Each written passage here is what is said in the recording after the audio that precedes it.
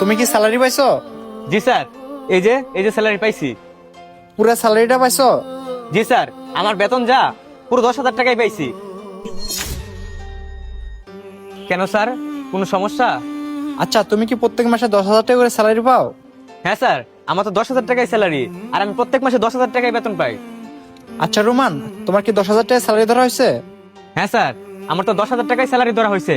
Sir, কোনো কি সমস্যা হয়েছে? না রোমান, তেমন কোনো সমস্যা হয়নি। তবে তুমি আজকে আগে ভাগে বাসায় যেও না। তুমি আমার চেম্বারের বাসায় দাঁড়ায়ো, আমি ডাক দিলে অফিসের ভিতরে আয়ো। বুঝতে পারছো? তুমি তাহলে ডিউটি করো, আর আমি ডাকলে ভিতরে চলে আসো। ভাইয়া, কিছু হয়েছে নাকি? স্যার তোমাকে এমন ভাবে বললো কেন? হ্যাঁ রে বোন, আমিও জানি না স্যারে আজকে হঠাৎ করে স্যালারির কথা জানতে চাইলে কেন। যাই হোক বোন, আল্লাহ ভরসা।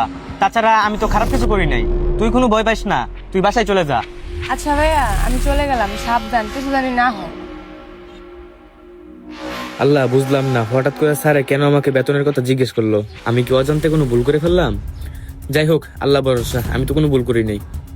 শাহিন সাহেব, এই মাসে কি সবারই স্যালারি দেওয়া শেষ? জি স্যার, কালকে রমজান তো, এই উপলক্ষে আজকে সবার বেতন দিয়ে দিচ্ছি। ও আচ্ছা, রমজান মাস উপলক্ষে আজকে বেতন দিয়ে দিছো, ভালো করছো। আচ্ছা, আমাদের সিকিউরিটি গার্ড রোমান, তার বেতন কি দিয়ে দিছো? জি স্যার, রোমানের বেতন দিয়ে দিচ্ছি।